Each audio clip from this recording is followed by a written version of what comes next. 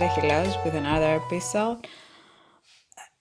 And today we're going to talk about bad science. Yes, there is such thing as bad, or you can call it also junk science. So the science that is not really good.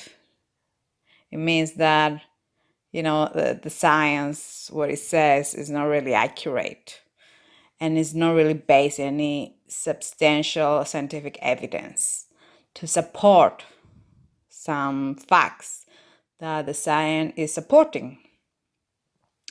So I think today, with all the coronavirus and the deniers of the vaccines, we hear so many things, so many stupid scientific facts about the vaccines or coronavirus or other related health issues about it.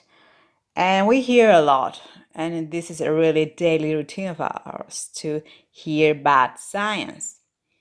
Now, the thing is that we are not really expert in science, we only scientists are. So for us, it's a bit more challenging, let's say, to understand it.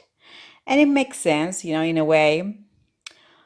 But another aspect, of course, is that we actually need to do this to have some kind of recognition mechanism to develop it and to understand when we hear something is a scientific fact, whether from a scientist or a non-scientist, whether it's in the media, in the news, or other in the books, wherever you are hearing or reading about them. So you need to develop some kind of mechanism to criticize what you are hearing, to have some kind of filters and to understand a little bit and judge whether what you're hearing has got some merits, that is good science or not, whether it's bad, whether it's a junk science. And people are telling just to say something that is maybe they're telling to support some kind of view they have, or they're telling for other own personal reason, but you don't care about their reason. You care about facts, especially today with the pandemics or any other aspects, whether it's health related, a pill you're looking, treatment you're looking, whether it's about the environment sciences, we hear about climate change, global warming, all these things. And, the worst scenarios, case scenarios that a lot of different scientists are talking about it. And whether other aspects of our daily life that science is giving information about it. Our work, our way of living, our children, our loved ones. It just is science all around us. Everything we do comes from a scientific discovery, that led to scientific fact.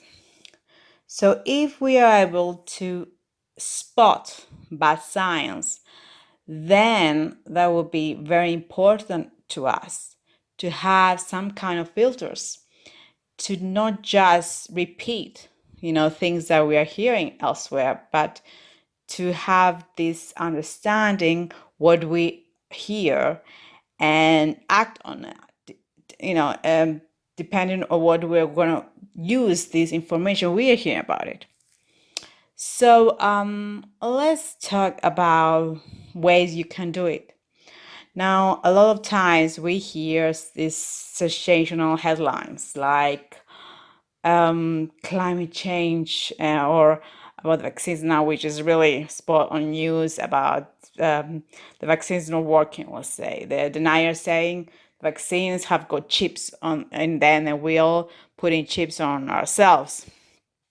So that is really catchy headline, and usually what it is these headlines, yet it is appealing to the viewers.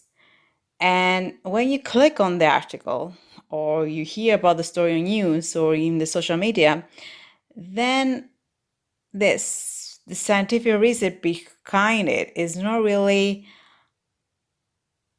it's just not really, it's actually bad science, that is. So the headlines actually, the aim of it is to make the sensation to the public, but actually the actual news behind it is really misleading. It's just really small, maybe no supported scientific fact, that is really not so much strong, that related to the headline, let's say. So the only thing that these headlines want you is to look at them, to look at the content, but the content is actually rubbish. It's just junk science. And that is something that we need to understand, maybe to actually read or just see the content of this headline, and then to to understand, yes, is it worth it to keep reading, to keep learning about it, or is it not? Now, the other thing is that are the results of science research, which actually is not really interpreted in a way that they should be from the scientists, or even from journalists, let's say, from media. You have some kind of scientific results, but people are not really understand them. So they are reading them or communicating them really in the wrong direction. So instead of saying what it is, the results, which are actually very solid, they communicate in a very different approach. So the results are not the same at the end of the day, they are going to the other direction. So it's actually very useful to actually read in yourself, and try to actually read not those results that are misinterpreted by journalists, or our communicator expert, or other one that wrote an article about them, but actually find the original research and read that one, so you can actually get your own conclusion from that results, and not base your view and your experience from that on somebody else misinterpretation, and just rely on your misinterpretation, because some people can read the results in a way that are convenience of them. And we came to the third pillar, let's say, of spotting about science, the conflict of interest. So some studies are made because some companies are funding them. And we need to be very, very aware of some funding bodies that are funding some research are not really, they have some interest. So they want the research to confirm what they want to sell, what they want, they are saying in a way. So there are some conflict of interest, and it's actually some biases that results in really having at the end of the day research that comes out of financial gain, so the research is not really unbiased in a way, like the tobacco research. At the end of the day, now we know tobacco is bad for you, but like in the 60s, in the 50s, people were saying tobacco is actually sexy. And the companies, the tobacco companies, actually did funding that research saying that.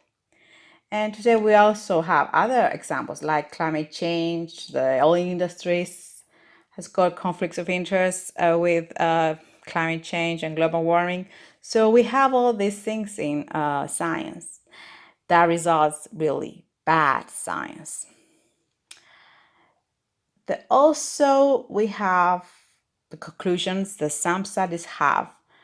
They're not really supported by evidence and really data that are without bias, that are really good data.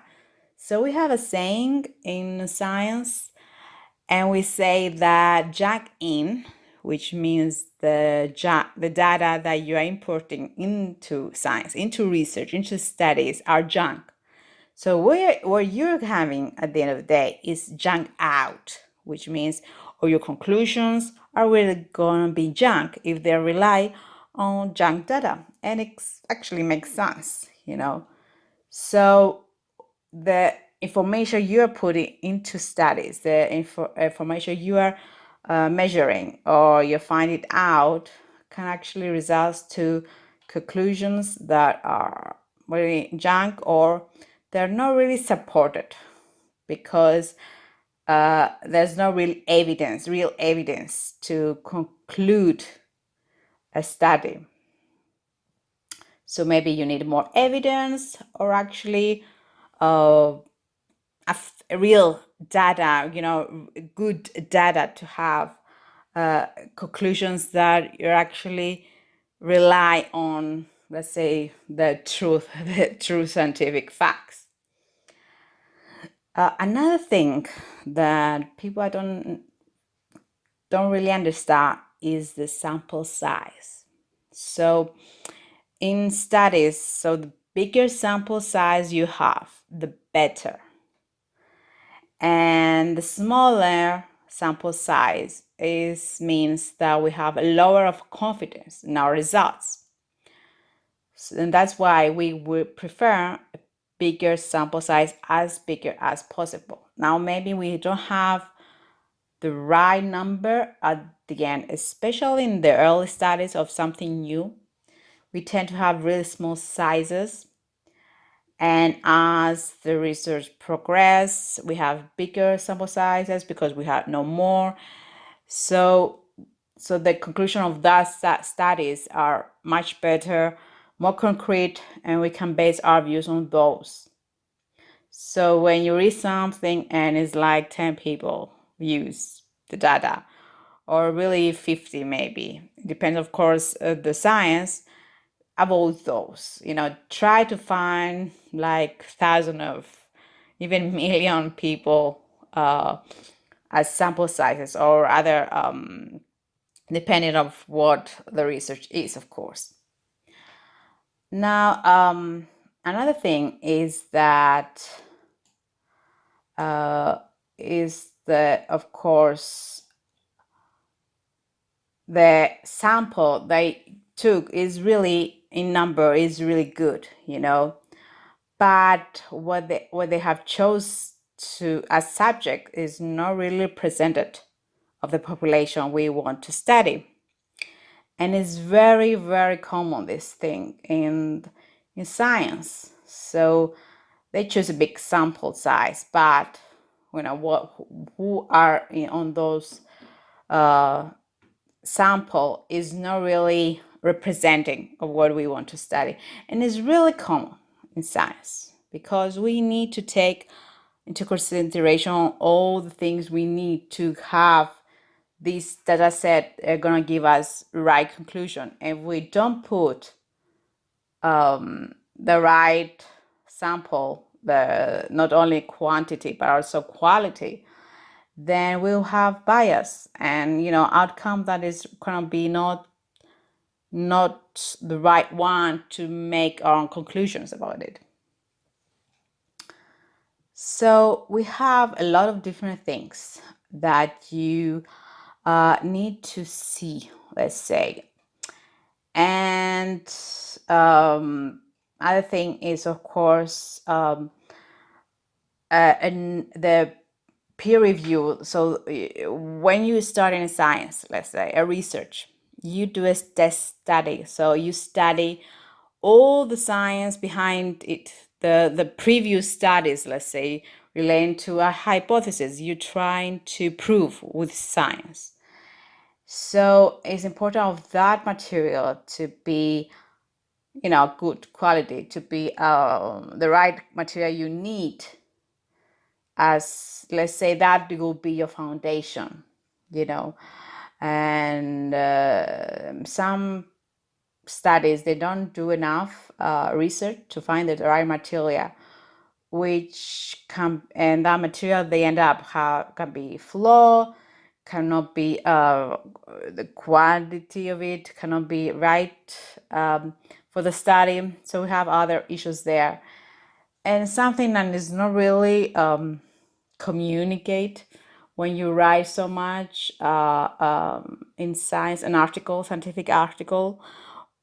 Okay, when you write a scientific article, you have references, but the article you have on a newspaper or another medium, they don't have biography, so you cannot have actually criticize this background material, this foundation material in a way.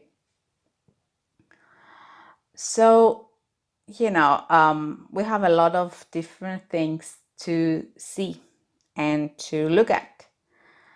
And I think one last important thing, very important thing, is actually logic. And it's something as maybe the previous things that I have already explained are a bit difficult to understand. But logic is not one of it.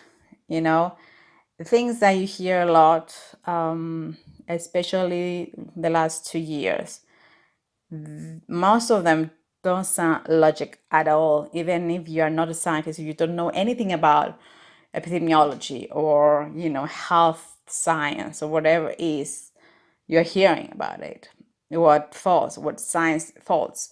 So logic is so important, and so don't be emotional, just don't be carried out by other people's view. Look at it in a really logical spectrum. And that's, I think, that you should be your first thing to do after you find out about things that we already talked about it. How to spot bad science. It's the number one should be logic. And even if you're not a scientist, you can still be logical enough to read and criticize science and spot the bad science. Because, most of the things out there in the media, in social media, in the news, they're not really science, they're junk science. They're science that are not really good.